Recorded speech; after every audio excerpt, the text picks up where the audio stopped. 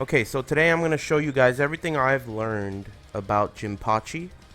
I play him with Dragunov as my main team now. I don't know if it's the team I'm going to stick with forever, but I definitely wanted to learn the character, especially after watching Bronson play. I think Jinpachi is a very interesting and unique character to this game. So I'll start with a character introduction.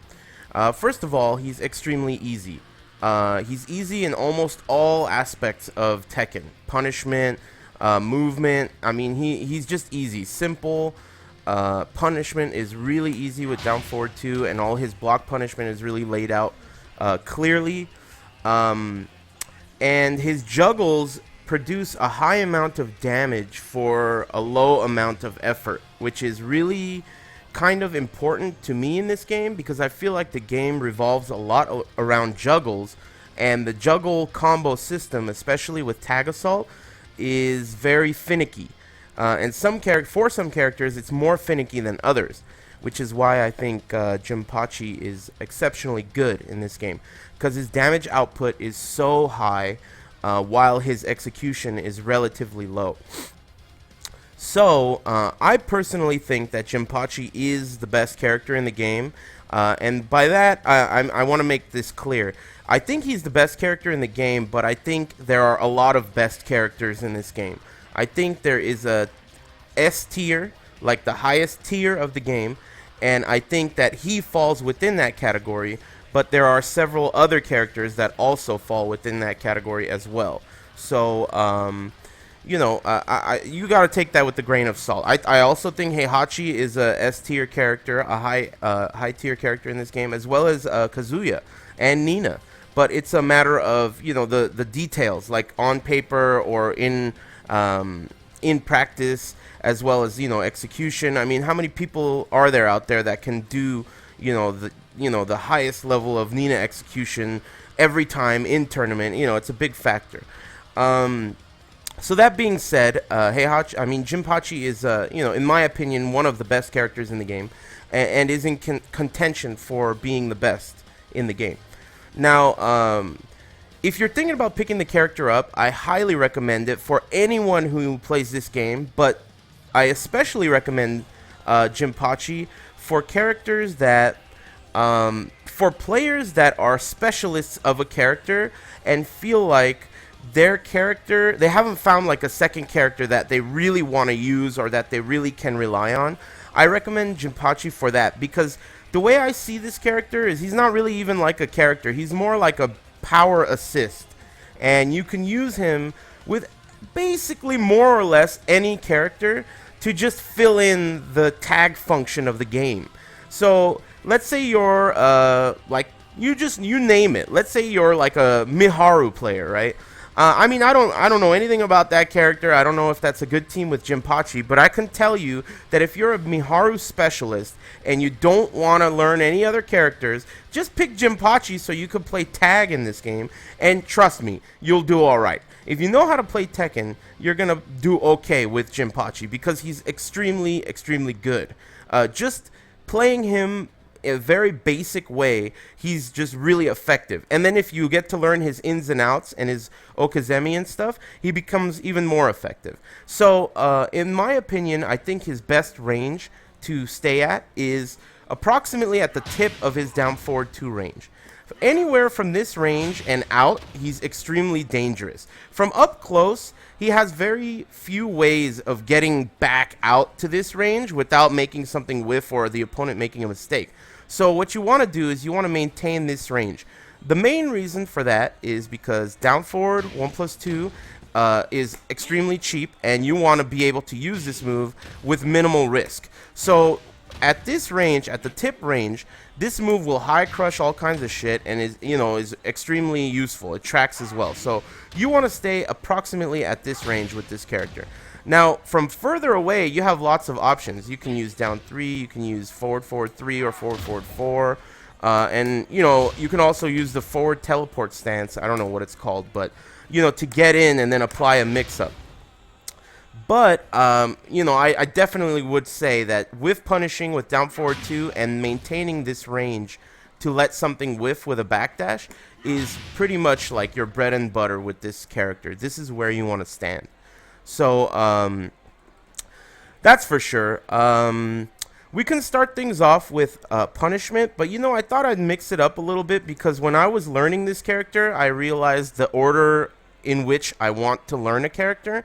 So maybe we'll switch it up. I'm going to do punishers, and then I'm going to do throws and throw okizemi because that's the next thing I wanted to learn. So basically, I'm going to do this tutorial in the order of a tutorial that I want, like in myself. When I'm looking for a tutorial, I'm going to do it in that order. So let's start with punishers. Super fucking cheap in this department.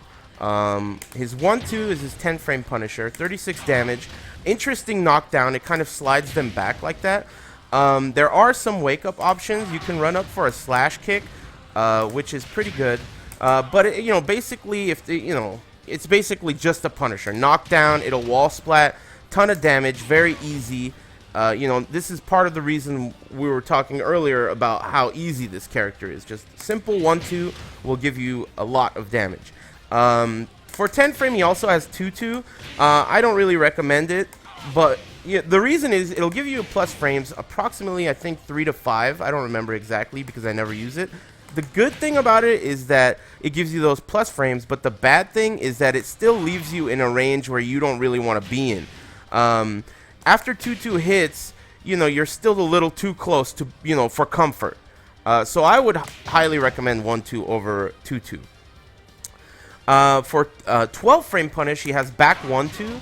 Back 1-2 is super good as well. It has great range, and it functions similarly to like Devil Jin and Kazuya's back 1-2. The one thing I would say, the one reason to not use back 1-2 over 1-2 is at a wall, back 1-2 is less reliable as a wall splat, and 1-2 is much more reliable as a wall splat. But otherwise, if you block something that's 13 frames or less, so minus 13 or less, I would recommend back 1-2 unless there's a wall nearby. Only because of the damage and, the consistent reliability of the move. For 13 frames, he doesn't have shit, really. He has probably, I think back 1+2 is 13 frames, but it doesn't matter because you don't ever need to use it. 1-2 and back 1-2 will cover it. And then you get to 14 frames, and that's when you're in Launcher Town, and nobody likes that shit. Down forward 2 is a 14 frame launcher, extremely easy, and it produces a shitload of damage. I don't know what damage your team can produce, but my team can do 102 relatively easily off of down forward 2, and you're doing 102 damage, and the wall carry is just unbelievable. It's the wall carry is crazy. We're talking wall to wall on almost every stage in the game. So really, really great wall carry and damage. The thing is, this move, you have to remember basically that this is the most important move that he has.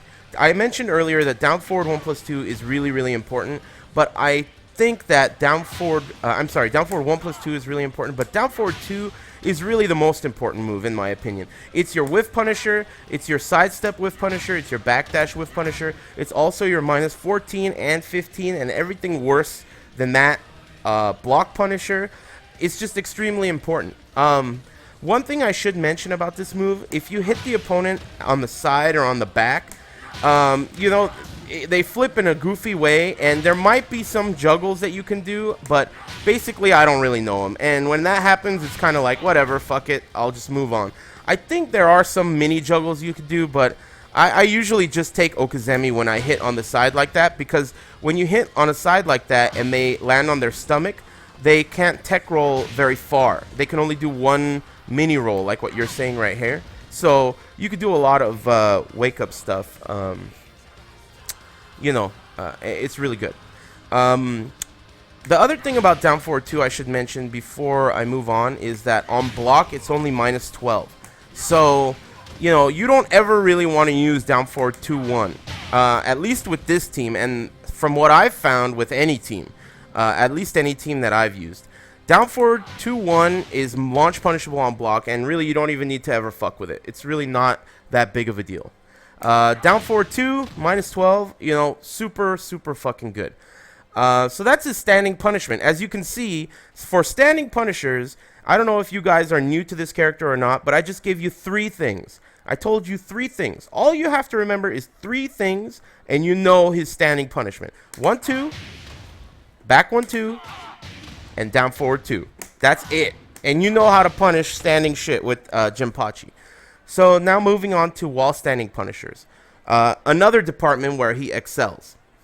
So 11 frames, you have wall standing 4-4. This move acts very similarly to tsunami kicks for Mishimas.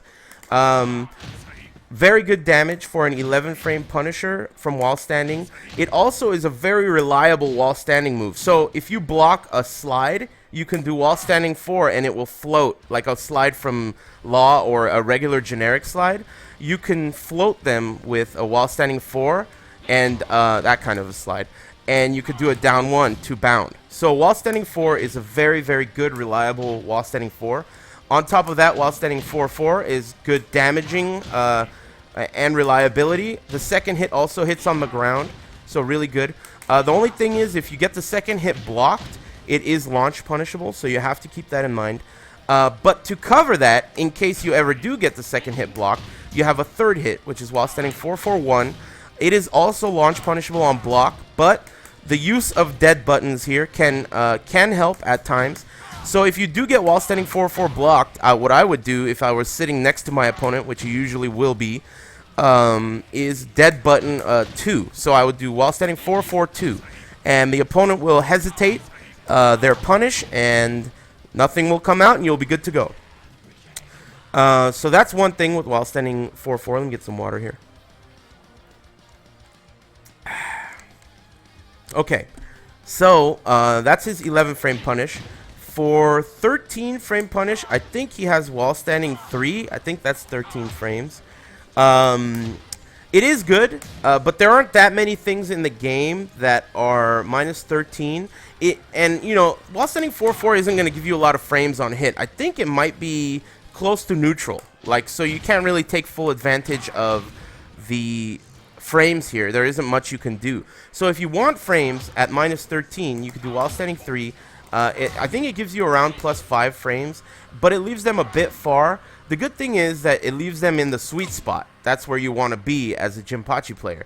So you can advance from here with something like down back 2-1 or down 3, or you can, like, let's say they want to, you know, get cheeky and they want to like push a button afterwards. You're in the right space where you can back up and then whiff punish it with a down forward 2.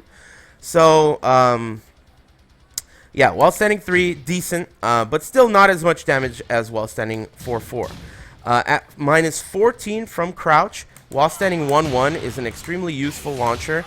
It bounds right away, but does a good amount of damage, and is almost hit confirmable. It's not hit confirmable, but it's very, very close. So if you duck while standing and you see them kind of swing or, you know, push a button or whatever, it's almost close enough to hit confirmable where you can let it rip. The good thing is that it's not really that unsafe on block. I'm not sure exactly how unsafe it is. I think it's minus 13 on block, but it's not really that big of a deal. Also, I would recommend wall standing 1 on its own to train your opponent. This isn't as a block punish, but just mentioning it with the move. I'll probably talk more about that later when I get to you know, this move in the move analysis section of this tutorial.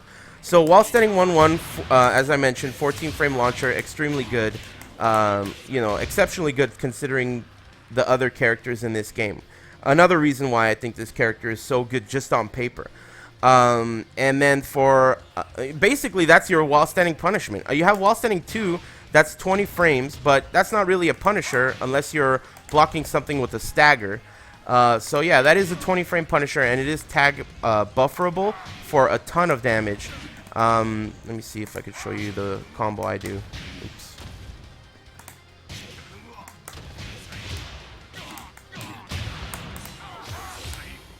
That's the combo I do off of wall standing 2. It's really good.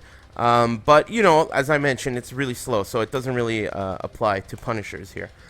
But those are basically what you have to deal with. I mean, I don't know if you guys know how to use Jinpachi at all, but standing punish 1-2, back 1-2, and down forward 2. And while standing punish is while standing 4-4 and while standing 1-1. I mean, that's really like fucking super easy, dude. I mean, even a moron can learn that instantly and apply it, and all you have to do is learn the combos afterwards, and you're already pissing people off with this character. You're well on your way to pissing people off, and that's really the goal. You know, that's really the goal. So, you know, those are the block punishers for this character. I'll get into whiff punishers and stuff when I go through each move. But the next thing I want to talk about before I go on to throws is high crush and low crush, because I feel like that's a really important part of this game. So basically, the way you want to deal with highs with this character, if you want to be safe, the best way to deal with highs with this character is down back 2-1, or just simply ducking and then seeing the high and doing while standing 1. The good thing about while standing 1 is it's 14 frames, which is faster than the average launcher, and as I mentioned, it's very close to being hit confirmable. So you can use it as like, oh, this guy might jab, duck while standing 1. Oh yeah, he did jab, and then boom, finish it off. I think that that's an excellent way to deal with jabs. If you want to get a little risky, you could do down back 1-2. I think this is one of the cheapest high crushes in the game. It's extremely cheap. It's a 10 frame down 1, which is down back 1 for him. And on counter hit, down back 1-2 is a natural counter hit combo, which wall splats. Really, really great, great high crushing move. At the wall, basically, it's like Law's down 2-3, but better because you don't get a huge flip kick for the opponent to react to. This move goes unpunished way more than it should. It's minus like 16 or something on block, but I mean, if you watch matches of this character, even good players don't punish this move every time. It goes unpunished way more than it should. So really, really a great high crushing move. I highly recommend it when you anticipate the opponent to retaliate from something that's safe with jabs, especially if the wall is nearby, because the reward for it goes way up. And that's really something that you need to remember. For low crush, excuse me. For low crush, I tend to gravitate towards up 4. It has good tracking to both sides. Though it is steppable, it does track to some extent. And you get a free stomp afterwards. And this is a classic mix-up, because if they try to get up to reduce the damage from the stomp, you can do a down 1 into bound and do a mini combo just like that. So really, really great move, really cheap. You know, it's safe on block, and it's a knee, so they can't really counter it or parry it. So it's really cheap, basically. Let me grab some water.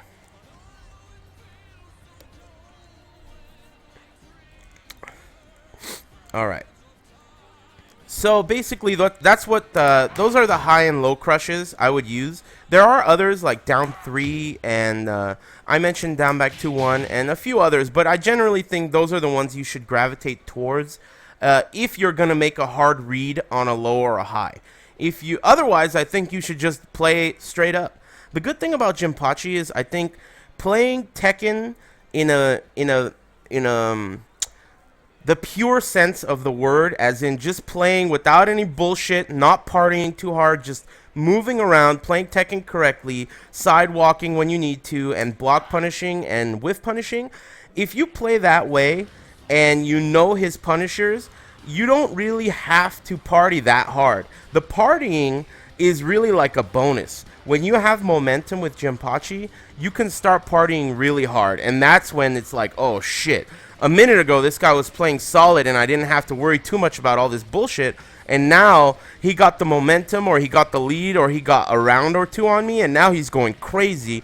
What the fuck am I going to do about this? That's basically the philosophy that I take when I play this character. I try to play Tekken by the book at first, and then once I see, you know, like I smell the blood in the water, I just go after it. You know, like just pounce. That's what you have to do. Because the character is extremely bullshit when you're partying, but he's also extremely bullshit when you're playing solid. So he's bullshit everywhere, all over the walls. You know, that's basically what you have to remember. No matter how your playstyle is, it's going to be just fucking bullshit.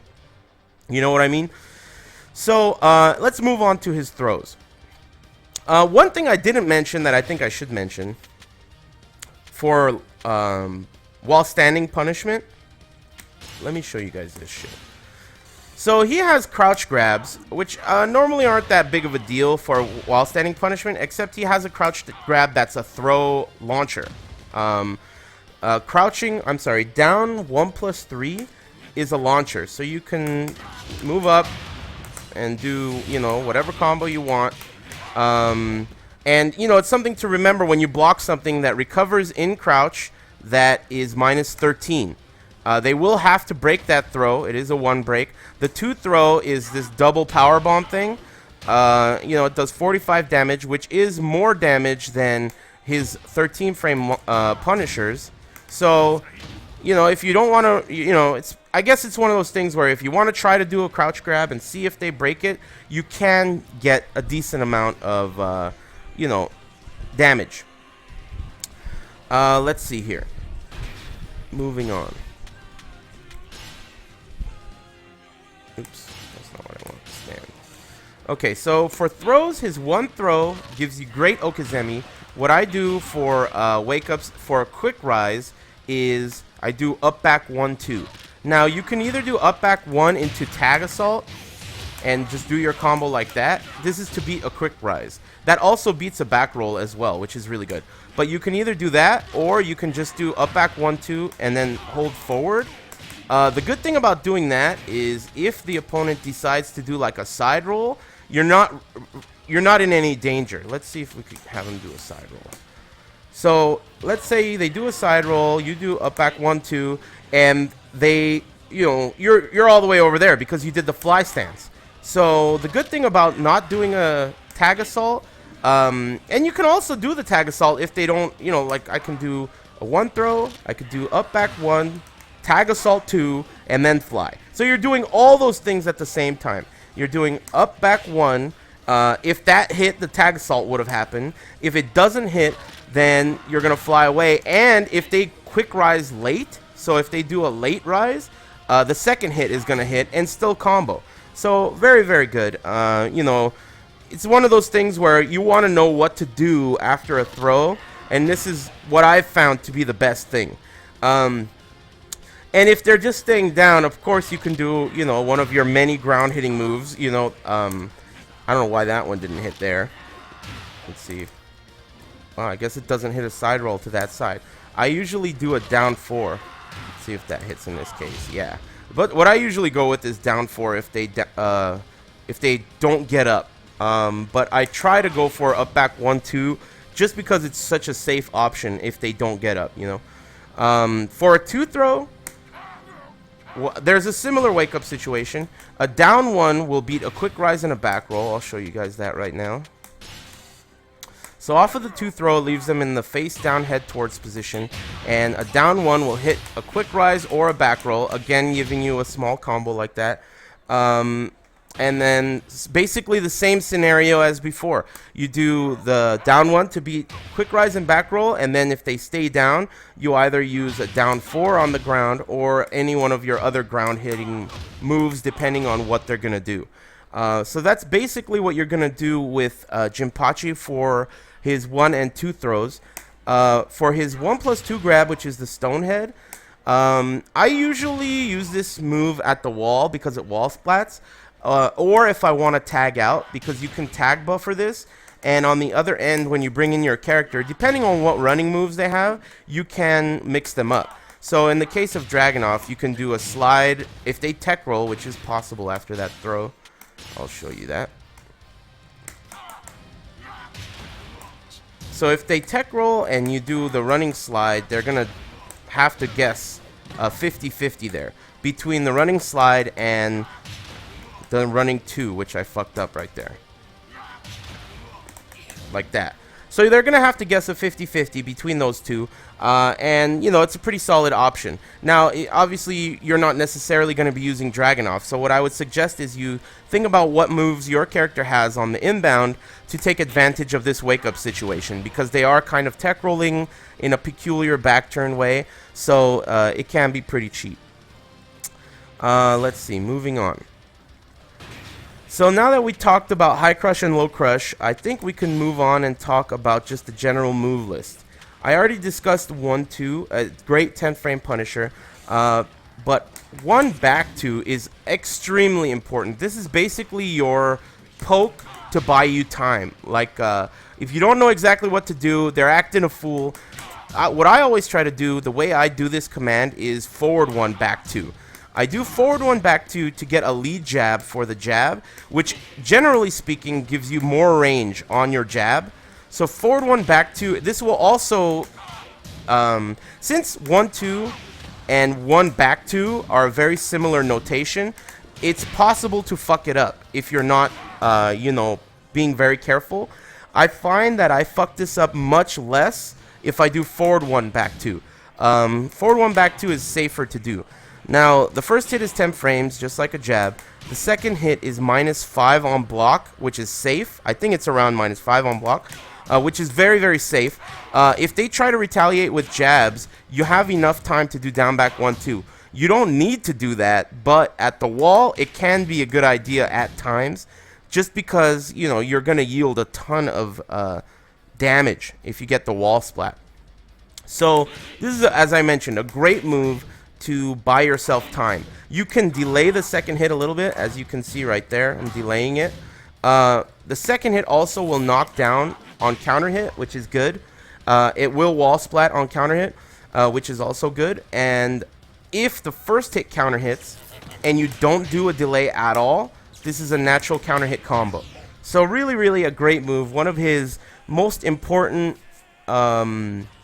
moves. You just have to use this. It's really, really important, especially for a character that is all power hits, not really a poke character. You need a move like this to kind of buy yourself time to make your decisions. On 2-2, I mentioned, kind of a shitty move, not really worth using. Another thing I should mention is for Jinpachi, my philosophy is minimalistic. You want to only use the things that you know are fucking cheap, and you don't really want to use stuff that you don't need. The whole point in picking this character is being a bitch. And you're not going to be a bitch if you're trying to do all these fancy-ass moves that no one does. You want to be a bitch in the most minimalistic way. And so if you do that, then you don't need moves like 2-2. 2-2 is an unnecessary move. It happens. Sometimes you'll use it, but you don't really need to be thinking about it too much. Excuse me. Standing 4, another one. You don't really need to think about this shit. It does give a combo on counter hit. You know, that's a decent amount of damage, but it's not really what you want to be doing. You don't want to think about it too much. It exists, but whatever. Who gives a shit? 1+2. You know, this fireball thing, I've seen people use it to punish raw tags from across the screen. I like it for that. I've also accidentally done it in many situations in the past where it has worked out in my favor. So, you know, I don't use it on purpose ever, but there are uses for it. I think the most practical use for it is definitely for a raw tag punish from when you're far away. But even then, I feel like you could have used something better. Like, you know, 3+4 into something else, you know. But it is there. Again, you know, don't really think too much about this fireball shit. It's really not that big of a deal. Moving on. Forward 2, 1, 1+2. This move is mostly used in wall combos. The first hit has a reasonably long range, but again, you know, you shouldn't really be using it for a poke. Forward 2-1, you know, it's a natural combo. Basically, I'm just talking about this move because I need to talk about it, but it's really like, who gives a shit? The last hit is a little bit unsafe. I think -13 or 14. It might be launch punishable for all I know. I basically never use it in that way, and I don't think it's useful in that way. It's just good for wall combos, for low parry combos, or whatever else kind of combos you want to use it in. And You know, oh, and if you hit their back, it's pretty good. Oh yeah, I think the best thing to do here is, what was the best thing to do? Damn, I forgot. Oh yeah. Yeah, I remember what it is now. It's this shit. If you hit him at an angle like that, that's guaranteed. So you get 99 damage. So on the occasion where, like, let's say you sidestep a tag crash or some shit, you're going to get a shitload of damage by doing that combo. So pretty decent. But again, I don't really use this move that much. I don't really think it's that good. But you got to remember it's there. Forward 3, I like this move a lot. This move is really good. It covers a shitload of ground, and it whiffs surprisingly well. What I mean by that is by the time the opponent has seen you whiff, you are likely to have recovered before they can whiff punish it with anything other than something really quick, or if they were really looking for it. It has a great whiff animation. Give me 1 second. I had to clear my throat. Okay, so I think this move is exceptionally good. It's safe on block. It's really a great move overall. I highly recommend it. You can do the same thing that you do with forward 1, back 2, where if you feel like they're going to jab, you can down 1 afterwards. It's really a solid move overall. Lots of range, hits side roll, and on counter hit, it is a launcher. So definitely a more usable move than some of the other ones I just mentioned. Forward 4, I use this shit all day long, especially at the wall. If you land with like a combo at the wall and you are waking them up, it's extremely good. This move is really good. It's +3, I think, on block. So what that means is if you do this at the wall or anywhere, I guess, and you do a throw is uninterruptible. So basically what you're doing is you're doing forward 4, putting them in a a mix-up situation between a throw or, you know, if they want to attack, they're just going to get rolled up. Because, I mean, +3 is enough for you to get an uninterruptible down back 1-2 or a 1-2 or, you know, lots of shit. So really exceptionally good move, forward 4. It works just like all the other Mishima forward 4s. So yeah, it's really good. Moving on. Forward 1+2. I don't really use this move that much, but at the wall, it can be a good wall splat move because it's safe and it's mid. But again, I don't really use it that much because I don't like the way it feels when you get it blocked. When you get this move blocked, even though it's safe, you're really close, especially at the wall. The wall keeps them very close. So, you know, I don't love this move that much, but there are some players that really like to use it. And it is useful, as I mentioned, as a wall splatting move. It's just not my favorite. I would rather use down forward 3 types of shit at the wall just to fuck with them, and or forward 4. I do that stuff more. This stance is really something that I think is worth mentioning here. The backwards version of this stance, which is the one that you'll use slightly more, is good for a tag cancel when you come in, just to create space. There are follow-ups which are good for punishing whiffs that you created with this backwards teleport thing. But I think that, generally speaking, the existence of those is what makes this back stance so good. Because it recovers really shitty. Like, if you look how long it takes me to crouch after I do this stance, that is how long it takes you to block. So if you do this stance, you're out in the open big time. But if you dead button and make the opponent think that you're gonna do one of the follow-ups, they can at times hesitate to punish your stance because you can attack way before you can block out of this stance. And this one, the 2 out of the stance, is safe on block. The other one, this is 1 out of the stance, which is a mid. I'm not sure if it's safe on block. I rarely use it because it has less range, and the 2 out of this stance is really the one I use for you know, whiff punishing, a whiff that I've created with this stance. So yeah, that's what these 2 moves are here. The 1+2 is a throw, and you're never going to use this out of a backwards teleport ever. You're never going to use that. It's really not useful. But out of the forward teleport, you know, the throw, it can be broken by 1+2, but, you know, it's not really something I use that often. It's like whatever. It's kind of a gimmick.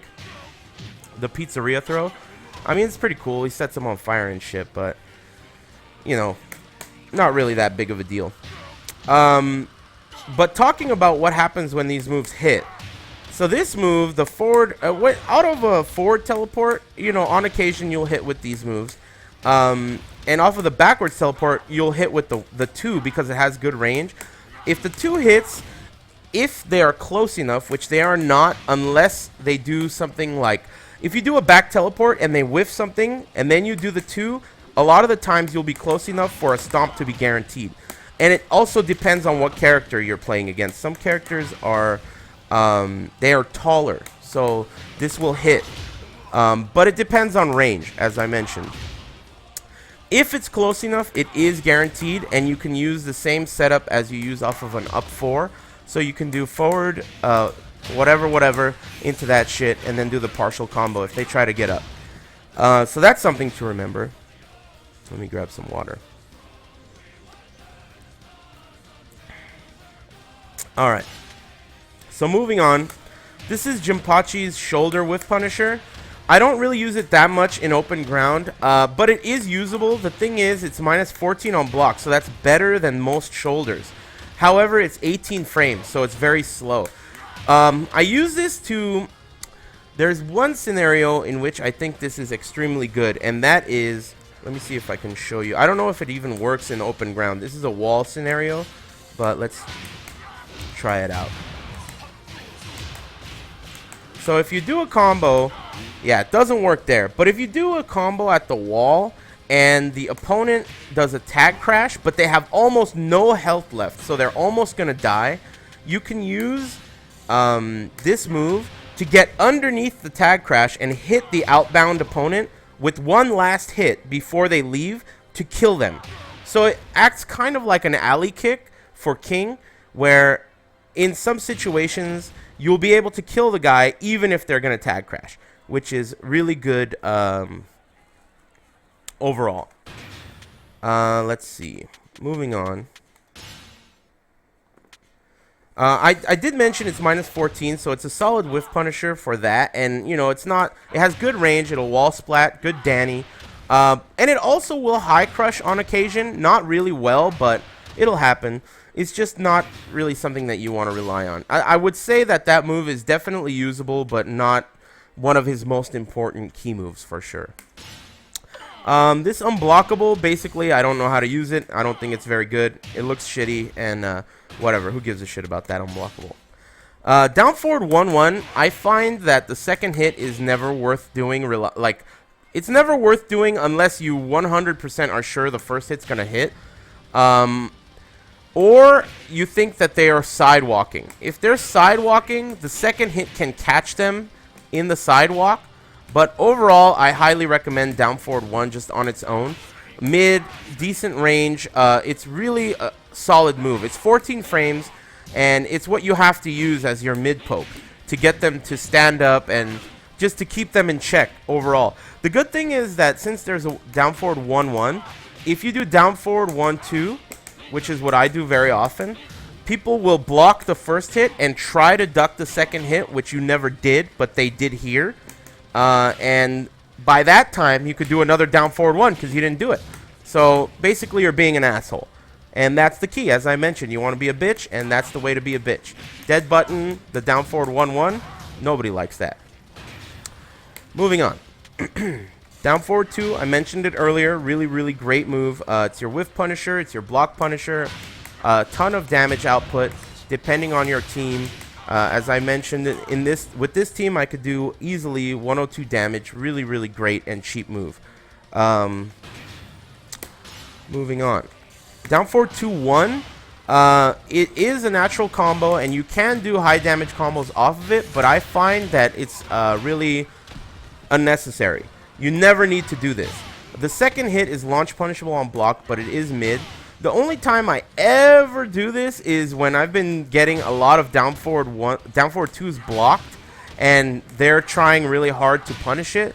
On occasion, I'll quietly hit the second hit so that they, will get hit, but it's really a risk. Every time I do that, even when it works, I think to myself, like, you really shouldn't have done that. It wasn't a good idea.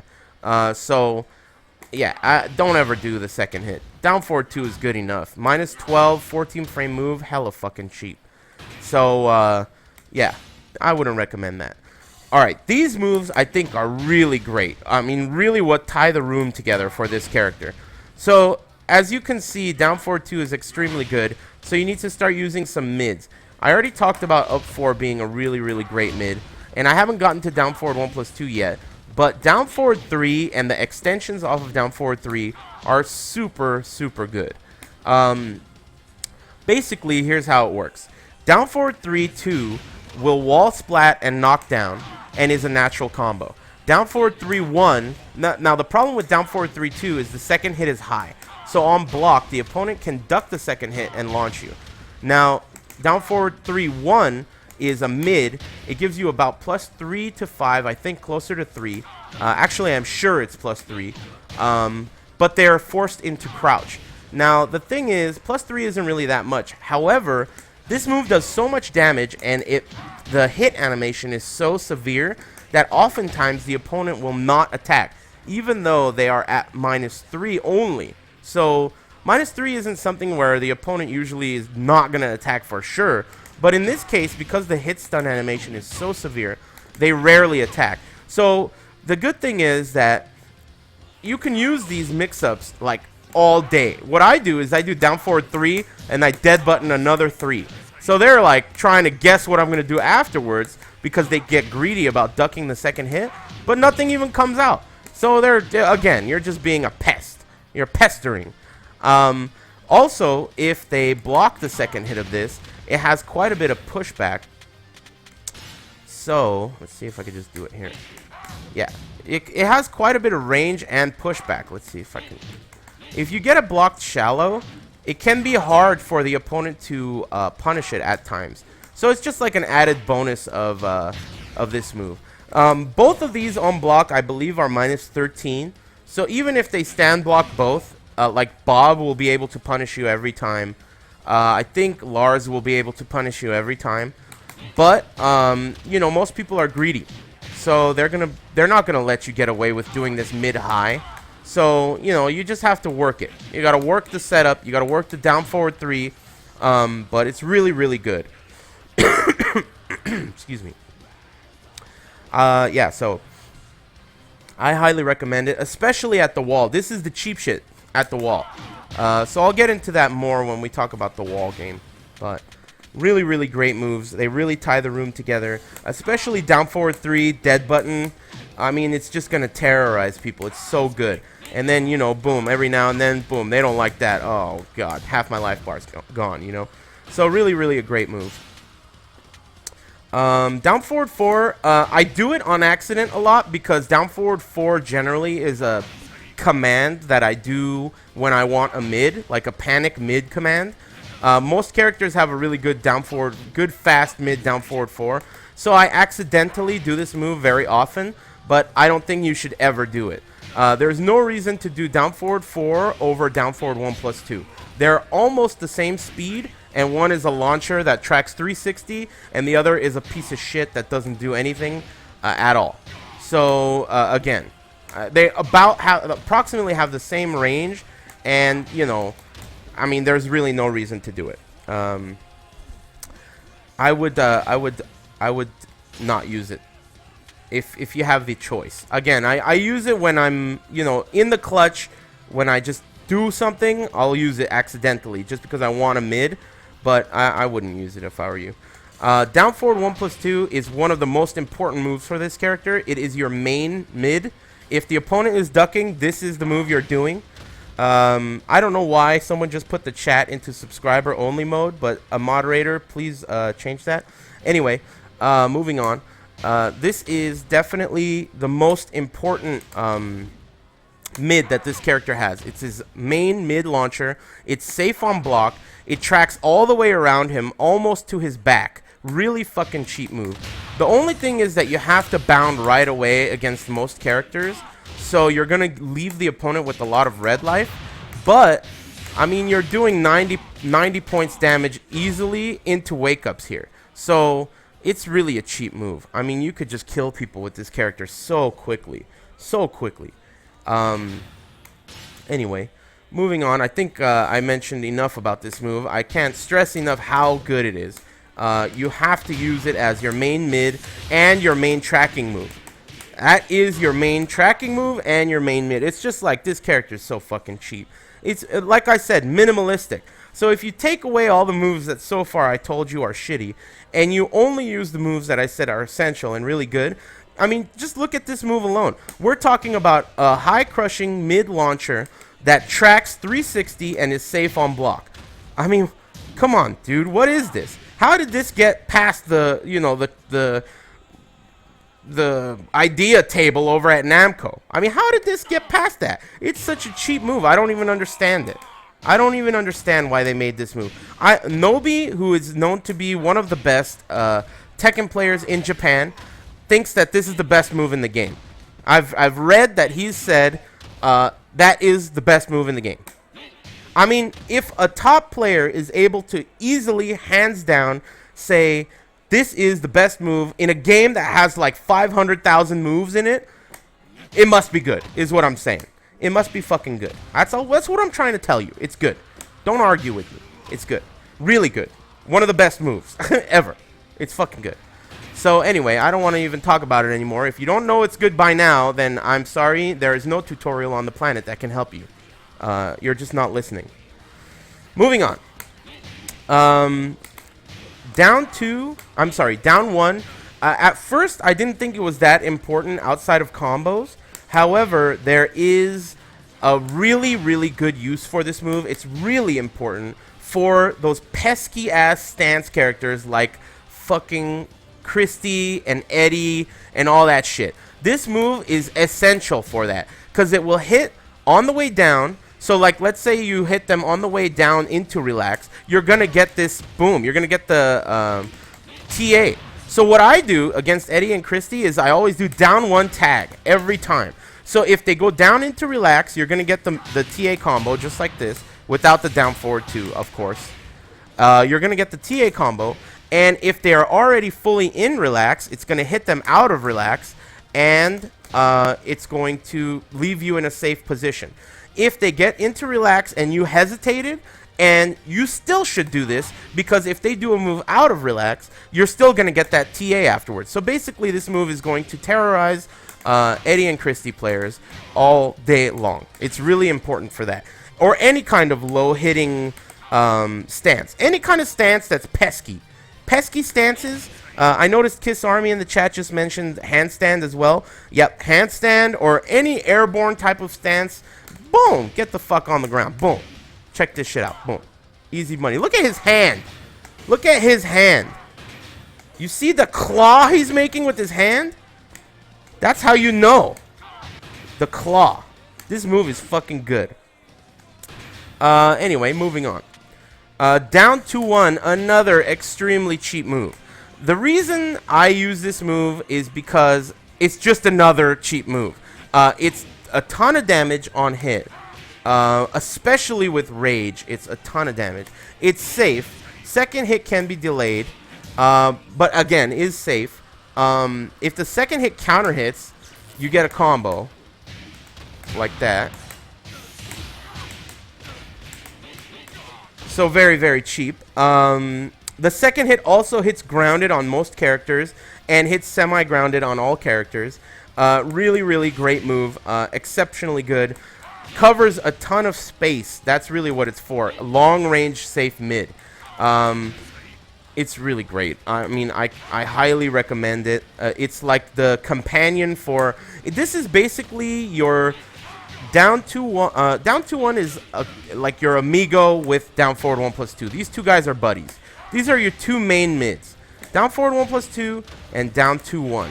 And then honorable mention up 4. Those are your main power mids if they're ducking.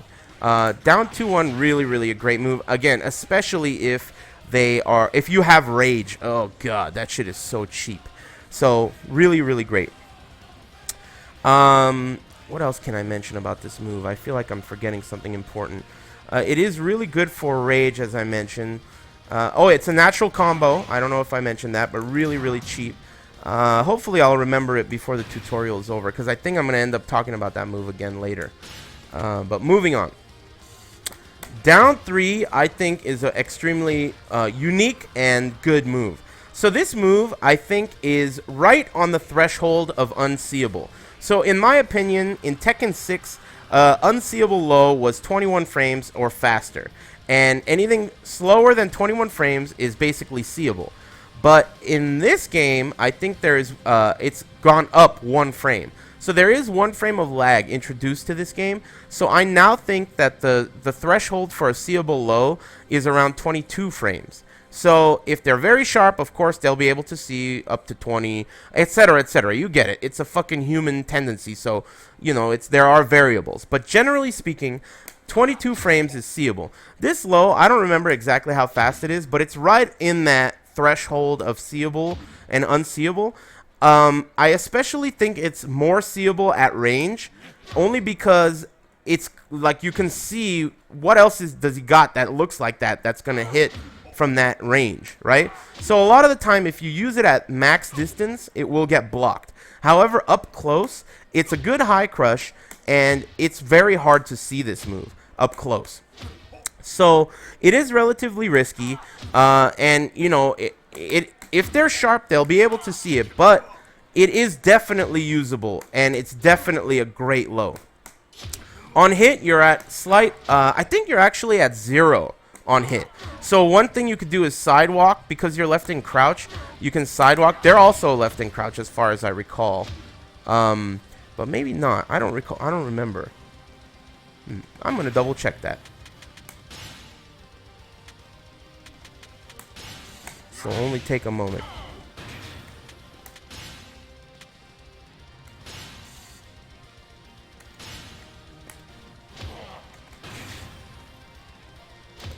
Yeah, both of us are left in crouch at 0. So basically what you can do to use this on hit is you can think about what moves your opponent's character has. So let's say you're playing against, like, I don't know. Let's say you're playing against another Jinpachi player, right? I mean, if you're playing against another Jinpachi player and you think they're going to attack, maybe they're going to do a wall standing 3 in that position. It's 13 frames and it'll track to only one side. So let's say they're going to do a wall standing 3 from the 2P side right here. That means I'm going to be able to sidewalk up and make the wall standing 3 whiff. So that's just one example of how you can use it. But I definitely think down 3 is a great move. I use it all the time. And I really think it's something that you should remember. As a low. The range is so good on it too. Really, really a cheap move. It hits on the ground as well. Hits side roll. Really a great move. Let me have this guy switch out to Heihachi so he's not a big character.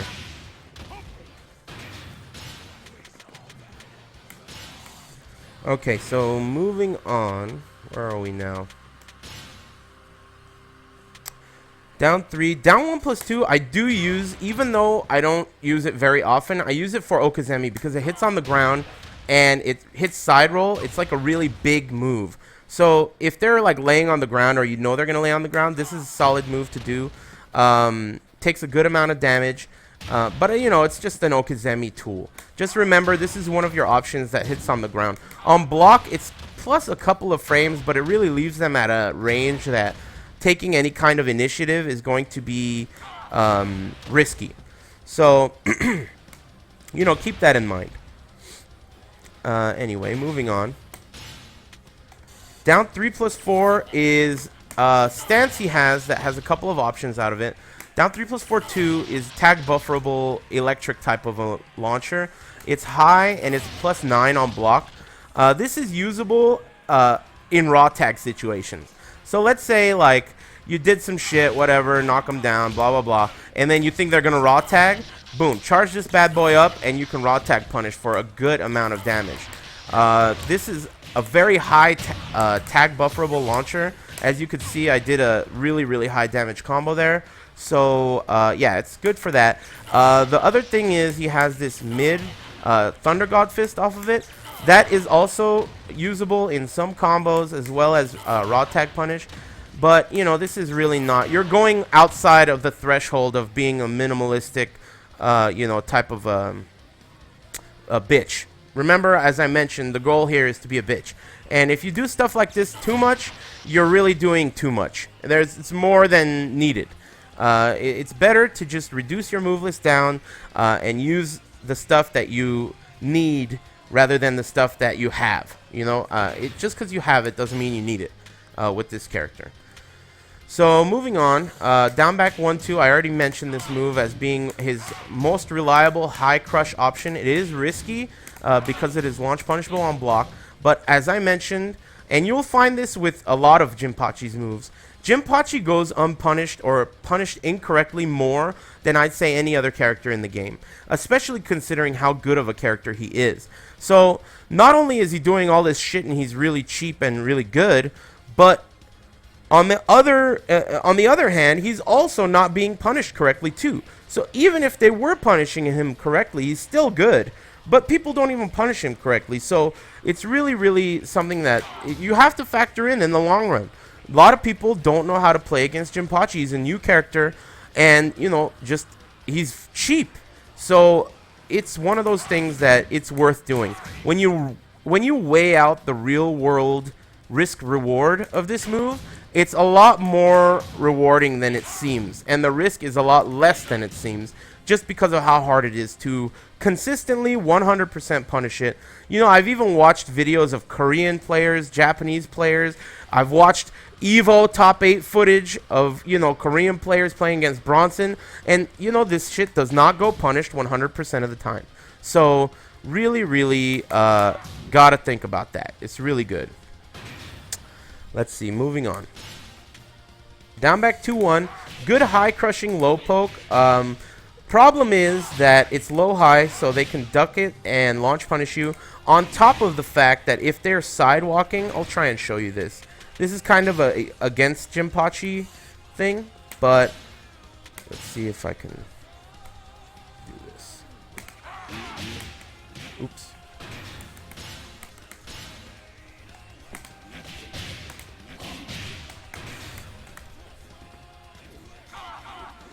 So if you sidewalk it, but it still hits you,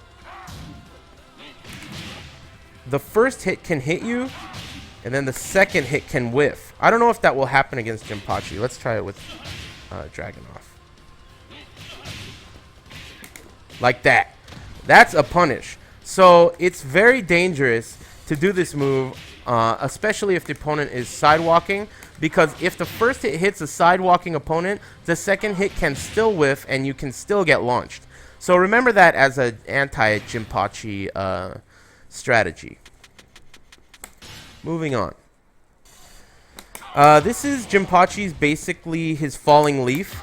If you're up close, this will knock down. It's basically his main low that you want to use when you're up close. The only risk involved in this, because I think it's unseeable, I genuinely think this is an unseeable low. If you get it blocked, you will be launched because it staggers on block. If you are too far away for this to knock down, which does happen. Let me switch this character out again.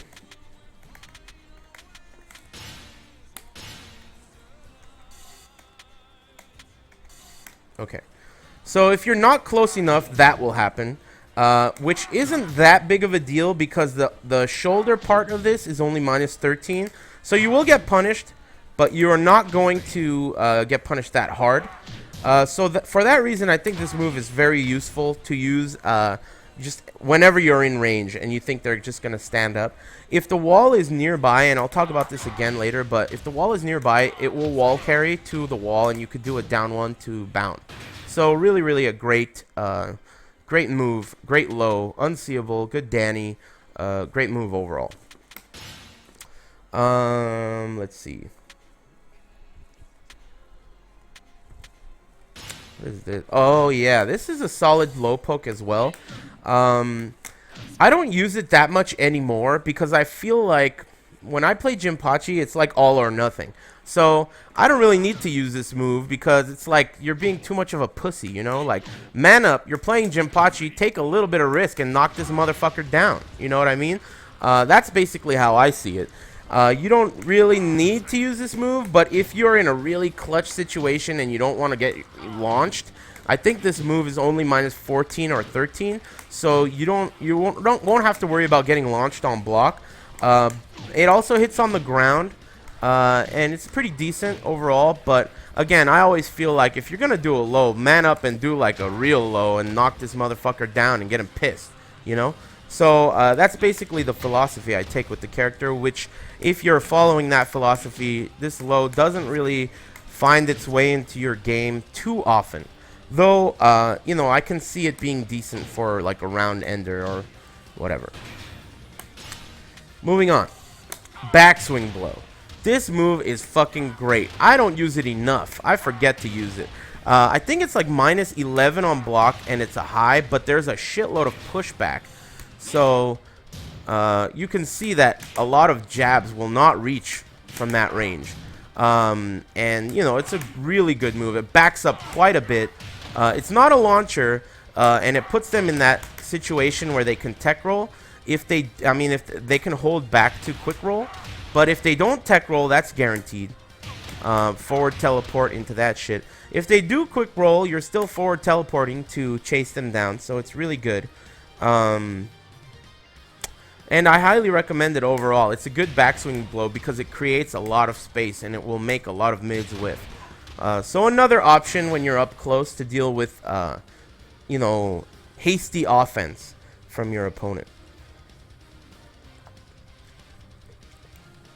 Let's see, moving on. Back 1-2, I already talked about it. It's your 12 frame Punisher. You can use it as a whiff Punisher as well, but I wouldn't. Basically, you should just stick to down forward 2 because if you miscalculated a whiff and it got blocked, it's like, whatever, who gives a fuck? Minus 12. Do your thing and let me get back here and fuck you up next time, you know? So, you know, back 1-2 only good for a minus 12 whiff Punisher, really, in my opinion. Back 2 is a true homing move. It's mid, and on counter hit, it's going to give you a combo. However, I don't think it's very useful. The reason is because it's like minus 12 or 13 on block, and I don't see why you would need to use that over down forward 1+2, which though it isn't a true homing move, it does track 360, and it's a launcher. You don't need a counter hit for this. So basically, I don't really see that much use in back 2 for the reasons I mentioned. It's unsafe, and you don't really need it when you have down forward 1+2. So, you know, personally speaking, I don't use it on purpose ever, but it's really not that catastrophic of a move overall. I just like to be minimalistic. So, you know, down forward 1+2 covers that move pretty well. Back 3 is the beginning of his 10 string.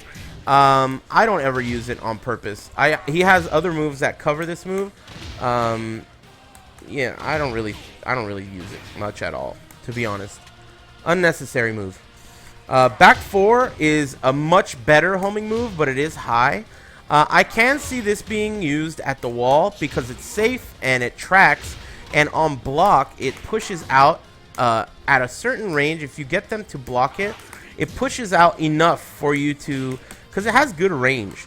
So if you use it as a shallow hit, it pushes out just enough for them to, if they fuck up and try to retaliate, you can backdash down forward 2, and that really is a decent strategy. So back 4, though it again is replaced by down forward 2, down forward 1+2 as a homing move, back 4 is still usable in some ways because it's safe and it has good uses as a shallow block to create space.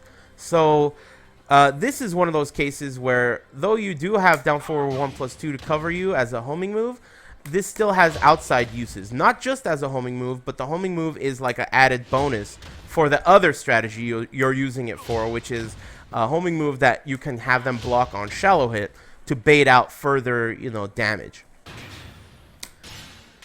So let's move on. Back 1+2 is basically another bound move. I use it in combos. I don't really use it otherwise. It has very bad range, as you saw right there. But one thing, a side note, when you pick Mokujin and Mokujin gets Jinpachi as his move list, do back 1+2.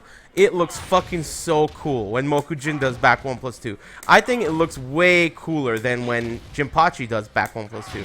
So do yourself a favor. If you're playing as Mokujin and you land Jinpachi as Mokujin, try this out. It looks fucking super sick when Mokujin does this move. Totally unrelated to any kind of strategy. I just thought it looked really cool, so I thought I'd mention it. Otherwise, I don't really think this move is very good, and I don't use it that much. Up back 1-2 is a hella good move. I don't use it that much. I use it when I need it. The reason I use it is because it's a 13 frame mid counter hit launcher. That's very fast. So that's the basically what it looks like when you launch with that move. It is really good. Up back 1-2 also is a big part of his combos, and there's something that I have to mention about this move, which is essential to completing combos with this character. So basically, if you do up forward 3+4, you enter this flying stance, which I'll talk about later. But the flying stance has options to do moves out of it, right? In this case, I'm going to talk about the can move. So the flying 3-4 is like a really important wall carrying ender for this character. Now, if you do this stance manually, you have to input the 3-4 right away. So it's basically like you can't delay it. If you delay it, it's not going to come out. You just got to do up forward 3+4, 3-4 right away. But if you do it with up back 1-2 forward, you have the opportunity to delay it like that. So that is going to be the key, the delayed version of the cans, which does not normally exist with this stance. Only exists off of the up back 1-2 version. If you do the delay version of the cans, you're going to be able to land combos that you normally cannot land. One example of this is my bread and butter combo with this team off of down forward 2. You have to delay the can at the end of that. I'll show you again so you can see it. You have to delay the can at the end of that, or else it's not going to hit. So this combo is only possible if you understand that the up back 1-2 version of fly stance has the option to delay the can. So you got to keep that in mind for when you're learning combos with your specific team. A lot of the time people move past the up back 1-2 at the end of the combo into can thinking it doesn't work when they have not tried delaying it yet.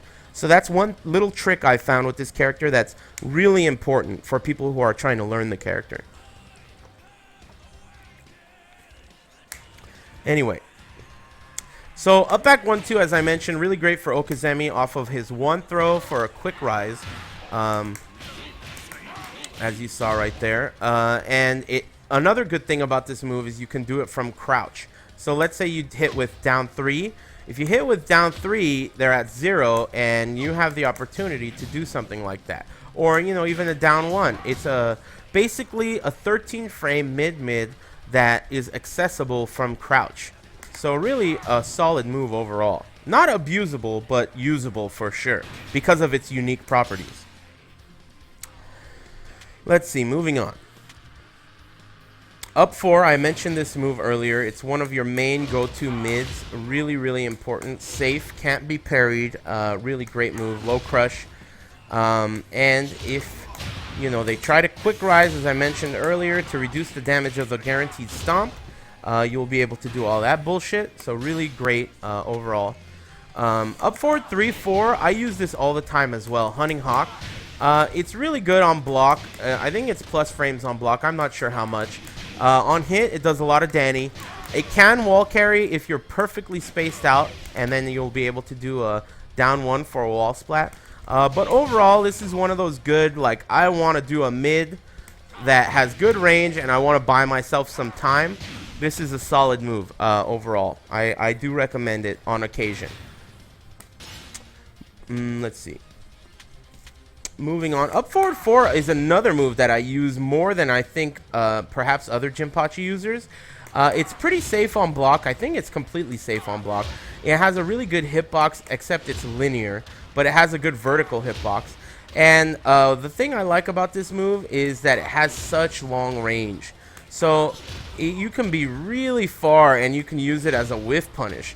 And if they don't tech roll, or quick roll, what I should say, yeah, I think you should be able to get...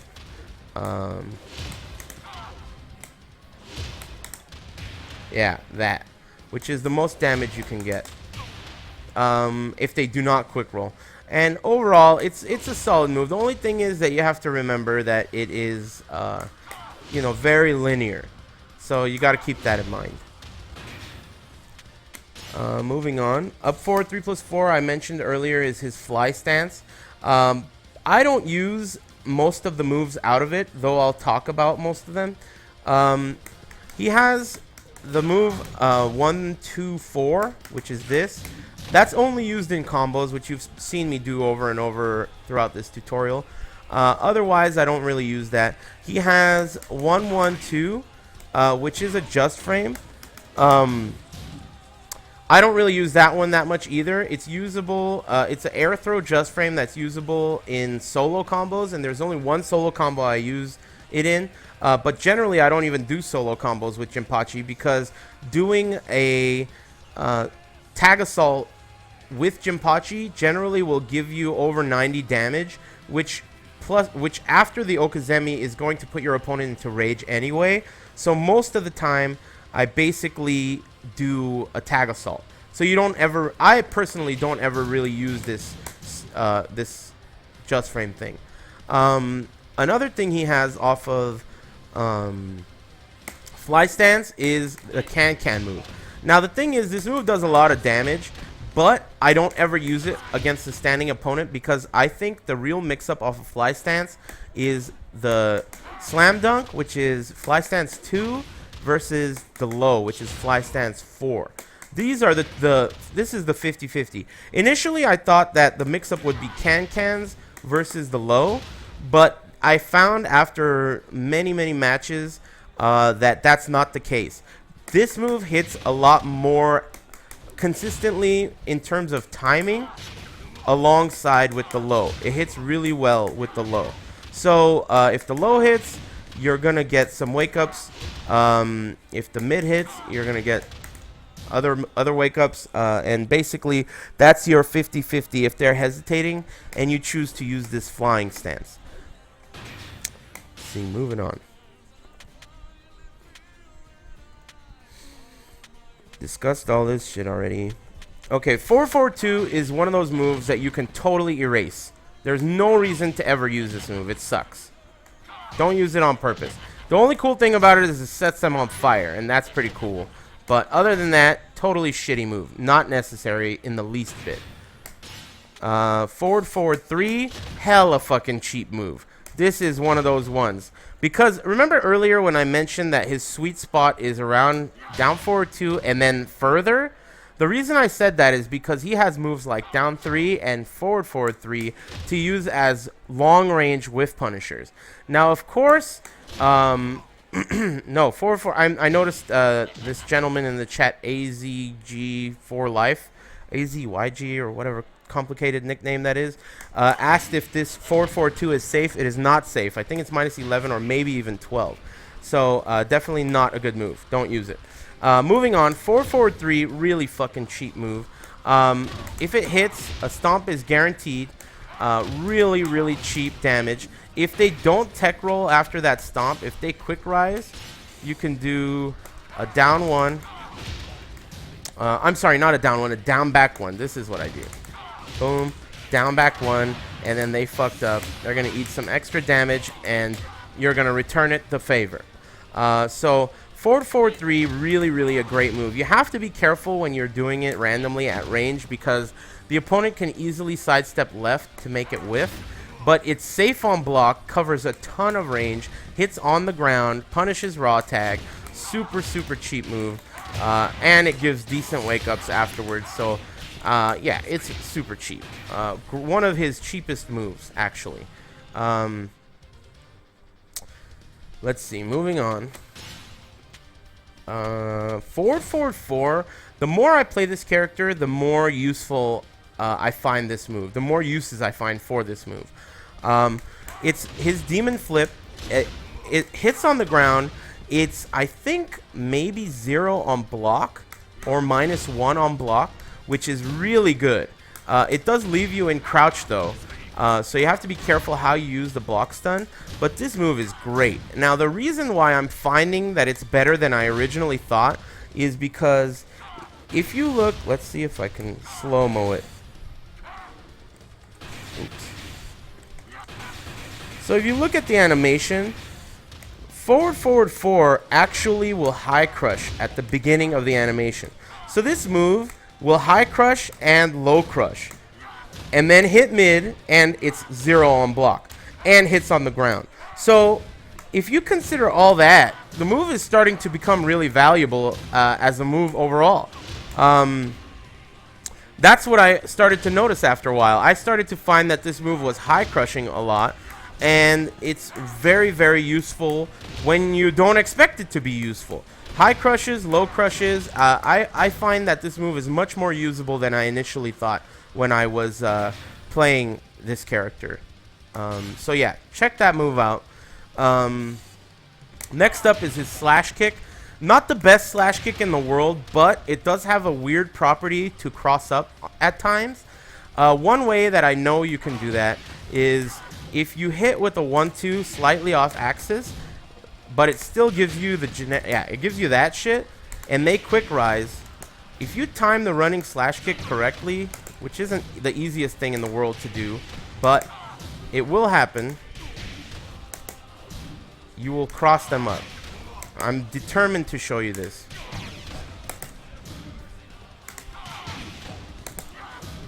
I'm determined to show you this.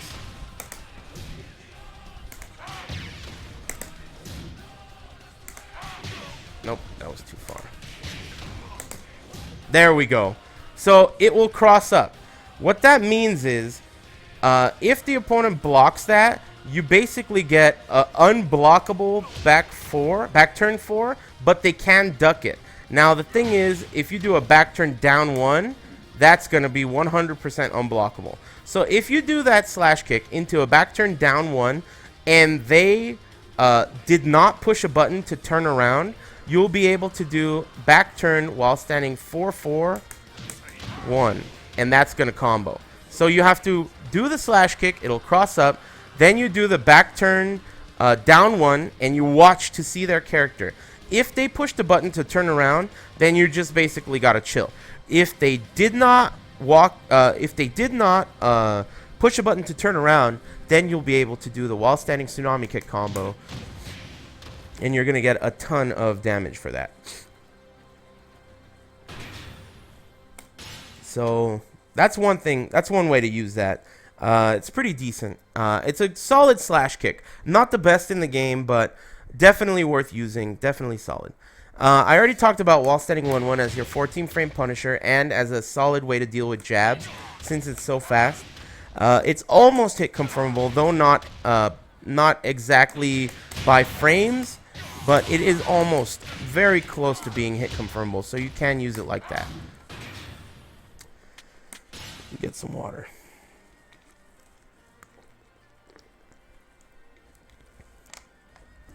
All right. While standing 2, I talked about this earlier. It's a 20-frame launcher that's tag bufferable. I recommend that you tag buffer it every time. He does have a built-in tag assault, which is the 1+2 fireball. And with Kazuya, he has like a special combo with that. But generally speaking, I would recommend tagging it out to get the red life, because you get such a huge bounce after the launcher that you can do a lot of damage with that combo, with that launcher. The opportunity is there to do a shitload of different combos. You just find what you like the best, but this is really, really a good launcher. If you block something that, you know, is it staggers on block. Another thing that I should mention about this launcher is that on block, let's see if I can show you that without changing the settings. So on block, though it is launch punishable on block, I think it's minus 18. I find that it goes unpunished or punished incorrectly very frequently. So if they block it and try something that, for example, is going to whiff, like let's say like a 10 frame punish or a 12 frame punish that is going to whiff, a lot of the time what you can do is you could do this shit, they whiff their punish, and you launch them with a down forward 2. It happens very frequently. So let's say Heihachi, right? I'm playing against a Heihachi player right now. If he does 1-1-2 after that, because he's a moron, which a lot of people are morons, you will find. If he does 1-1-2 after that, it's going to whiff. The 1-1 is going to whiff, and then just as it's whiffing, I'm going to launch him with down forward 2.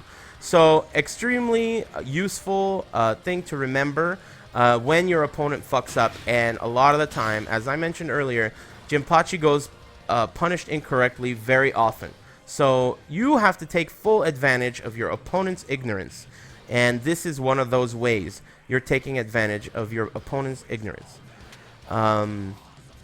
Let's see, moving on. While standing 3, talked about that already. I already talked about the tsunami kick combo. Really something you should remember. Unsafe after the second hit, unsafe after the third hit, but basically you have to use all these things together to make them, you know, usable overall. Full crouch down forward 1 is extremely good. A move that I recommend people abuse. It is like maybe minus, I don't know, 11, 12, or 13 at the most, but it's absolutely unseeable. When you duck in your opponent's face, this is the thing that makes them want to duck. They don't like it. The reason they don't like it is because on hit, you can backdash. So you can just basically hit them with this as much as you want until they get irritated and start attacking afterwards. So on hit, it's like -1 or 0, something around there.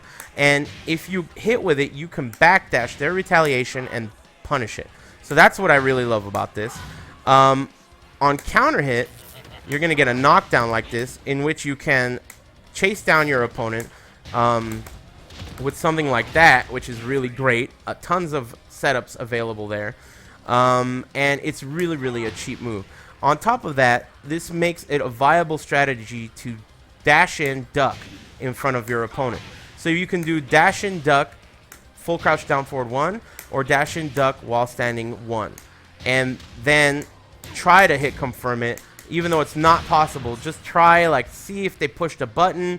You know, you'll see. When you pick Jinpachi and try to use while standing 1-1 with a hit confirm, you'll see what I mean. It's not truly hit confirmable just visually, but if you incorporate everything from your hearing, did they push a button?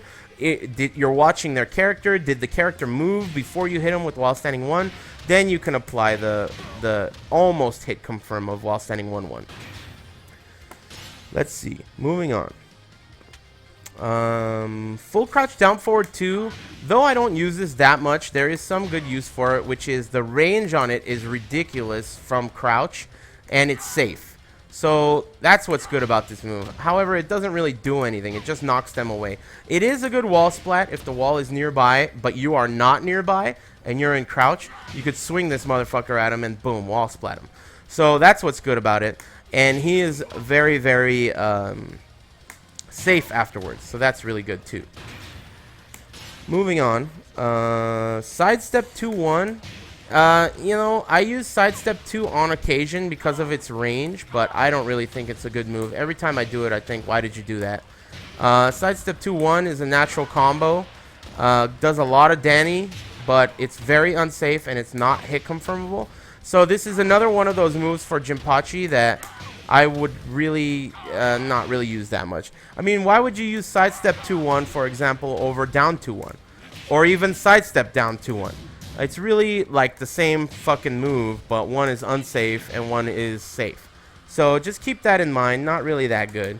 I don't use it even in any of my combos. I don't really think it's that good. But you could find some combos for it. One of the last things I'm going to talk about as far as his basic move list is his stomp. Now this stomp is really good because of the damage, because of the okizemi it gives afterwards, and it spikes. But the thing that makes it not that great is that it's minus 16 on block, and it's a low. So low stomps, there are a lot of them in this game. The ones that are launchable on block are the ones that are like, you gotta be careful using them on okizemi. For example, Dragonoff Stomp, which is hella fucking good, is only minus 11 on block. So let's say the opponent blocks it, they're only going to be able to do a 11 frame while standing punish here. It is also low. But you look at Jinpachi, if they get up and block that low, they're going to be able to launch you. So that's definitely something that you should remember when you're doing this stomp. If it's not 100% guaranteed like it is off of a up 4, you should definitely be careful how you use it, because if they get up ducking, they're gonna ruin your fucking Christmas. So be careful about that. He has a couple of taunts, which I don't really give a shit about. He has his 10 strings and throws. So we're pretty much done with this basic move list. But what I am gonna do is I'm gonna show you some wall stuff, and then we'll wrap things up with a couple combos, and then we'll be good to go. You guys should basically know the basics on how to play this character.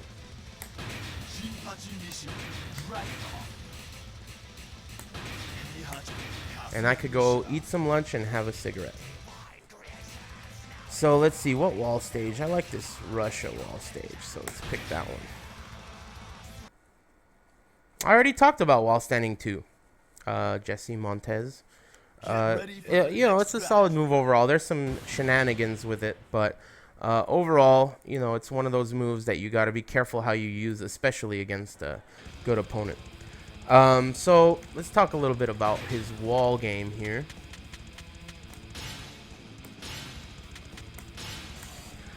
So I mentioned that his wall game is very dangerous. One of the reasons why it's very dangerous is down forward 3. Down forward 3 is really a cheap move. One reason why it's very cheap is if the opponent raw tags, and let's see if I can make him do that. Second action. Is there a raw tag option? Changed. So this is why it's cheap. If they're raw tagging, it still hits, and it's still, because the raw tag by the wall, it will often make things whiff. I don't know how much experience you have with TTT2, but the raw tag by the wall is kind of a bitch. But if you use it at the wall, you still most often will hit both characters, and you'll get tons of Halloweens here. So this is just one of those things where it's gonna induce Halloweens, and I think that's really important in this game. And you know, this move is very cheap anyway, so it's really important to remember that. Down forward 3, what I like to do is down forward. Let me turn this change shit off and grab some water.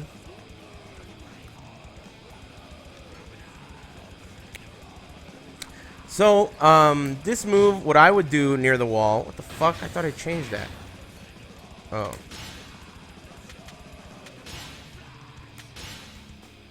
Okay.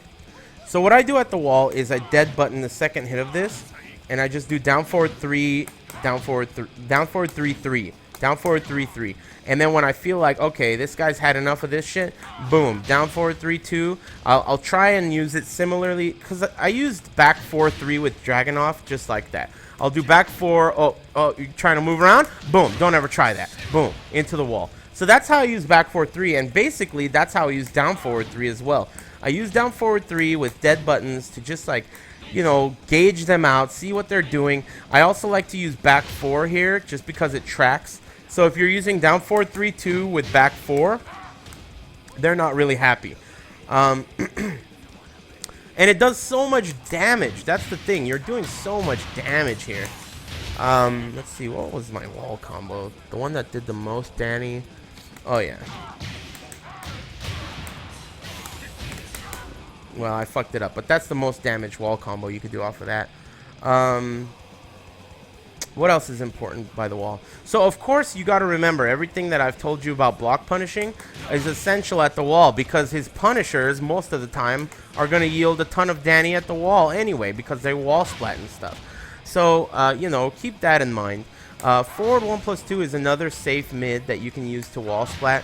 And if they try to retaliate afterwards, you always got to remember, anytime you're using anything safe at the wall, never ever forget down back 1-2. Down back 1-2 is like the thing that, you know, it's always threatening. You have to always threaten with that. Down back 1-2. Boom, boom, boom, boom. So cheap. So cheap. Everyone hates it. It's super good. Moving on, for the wall, he has a lot of safe options for mids, wall splatting mids. You know, back 4 is high, but it wall splats and tracks. Down 4-3-1, not safe, but a ton of Danny. Let's see. Oh yes, at the wall, forward 1+2 also is a wall splatting throw. Very, very useful. Should keep that in mind. Let's show you guys another more consistent combo. This is a more consistent combo with him. So yeah, 4-4-1+2 becomes a very valuable throw at the wall. So that's something you should remember as well. Let's see here. I don't want to miss. Oh yeah, I like to use forward 4 a lot near the wall because, as I mentioned, on block or hit, a throw is uninterruptible. And his 2 throw leaves them right back into the wall. So, you know, it's like you're just fucking with them non-stop. Forward 4 is a great move. It's also a bound move. A lot of people like to hop kick at the wall because they're scared. So it's also going to be a bound move. You know, there's just a lot of uses for it. I think it's an exceptionally good and noteworthy move for pressure near the wall. I mean, it's basically very simplistic. That's basically the general gist of this character. If you follow just the basic ins and outs of the stuff that I've talked about so far, I mean, you're gonna do well. If you know how to play Tekken, that's the key. If you understand the basic concepts of Tekken and you are good at moving around, block punishing, and recognizing, oh, I just blocked something that's -13. I'll do this. Oh, I blocked something that's -14. I'll do this. If you're able to wrap your head around those basic concepts, you're going to do well with Jinpachi. Because Jinpachi is just a cheap fucking character. He's super duper cheap. Extremely cheap. So, before I go, I guess I'll do a couple of combos just to show you what I do. A lot of people ask me why I don't play Jinpachi with Wang. The reason I don't play Jinpachi with Wang is because I don't like their combos. The damage output isn't as good as with Dragunov, and the combos that you have to do are also a little bit trickier and harder than what they're worth, considering Dragunov, the output is much more as far as damage, and the combos are less finicky. So, you know, it all depends. Jinpachi is not the perfect partner for every character, but he is at least a good partner for every character. I think that is another reason why he's one of the, if not the best character in the game, because he can be played effectively with any character, and he's just he's like a standard power assist. So I would recommend that anyone who's playing this game who's having trouble finding a second character picks this guy up, because he is just a cheap fucking bitch, basically. I'm not in love with the angle that this starts you at for combos, but let me show you guys a couple combos. So basically you can do a variation of everything that you've seen me done so far. The down forward 2 combo of choice I like to use is up 4, back 1+2, then bound. But there are other ones as well. Like you can do while standing 3. You do down forward 2, while standing 3, down forward 3, 1. That works. Oops.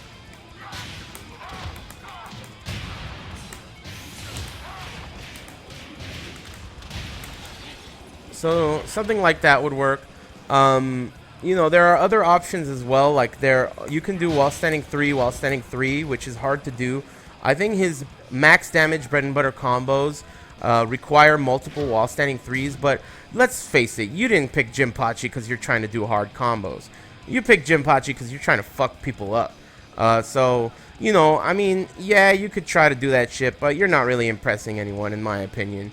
And all you're gonna do is drop that shit in a tournament. So, you know, I mean, that's just the way I look at it.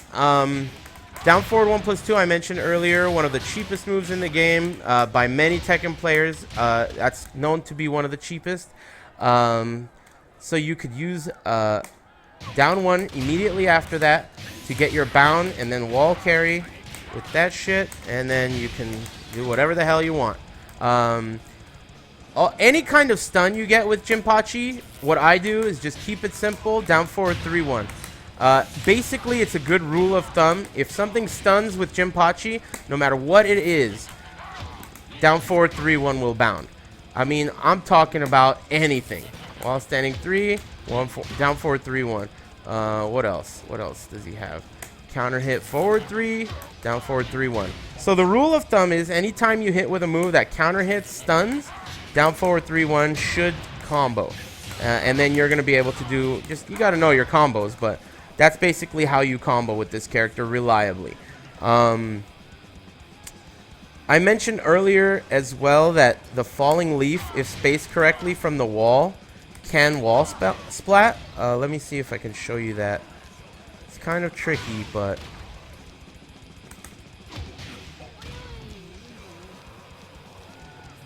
let's see here. Like that. So you can wall splat from a little bit far away, and that can yield quite a bit of damage, you know, and people don't like that because, you know, they weren't even near the wall. Let me see. Did I forget anything else? I mean, I'm pretty sure that covers the basics. So I don't know if you guys have any questions or anything. I'm going to upload this to YouTube. So if you find that I missed anything or have any questions, you know, you can leave a comment in the YouTube video. But otherwise, you know, I think I covered the character relatively reasonably. I'd say this was a beginners to intermediate level tutorial. I'm not a 100% expert with this character, but, you know, I do know the basic ins and outs, and, you know, I think that he's a really fucking cheap character. So hopefully you guys learned a thing or two about this character, and I really highly encourage everyone learn how to play this character. He's very easy to pick up, very easy to learn, and he's really fucking cheap. So I highly encourage all Tekken players pick up Jinpachi and try him out. Anyway, thanks for watching, amigos. Thanks for subscribing, of course. I see a lot of cat faces out there. I will be streaming again in a few, maybe in an hour or two.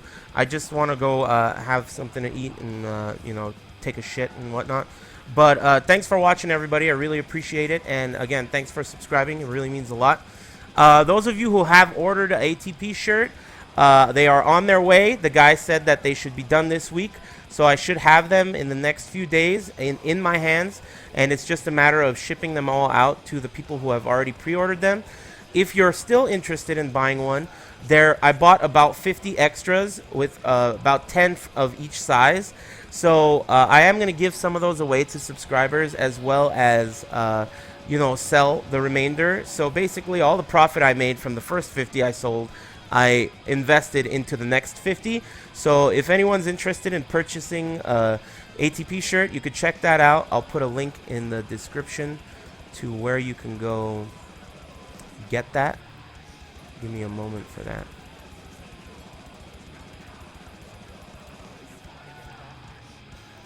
So that's where you can go to check that out. Another thing is every Thursday I do a live program called ATP Live. And recently I started taking Skype. Uh-oh, I got an echo. Boom.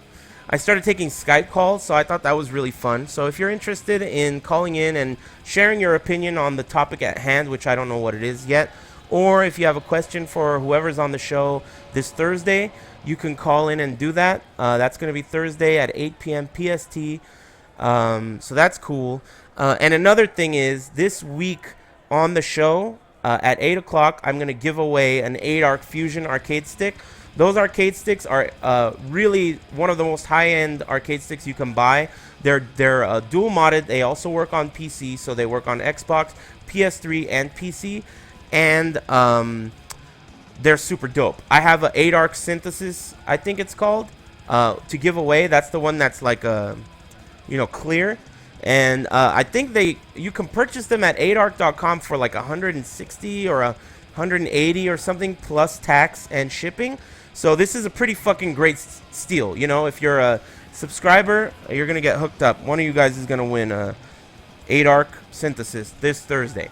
You don't have to tune in to win it, but you do have to subscribe. Anyway, thanks again for watching, everybody, amigos. I'm going to go eat some leftover super nachos, and I'm going to catch you guys later. So take it easy and play on.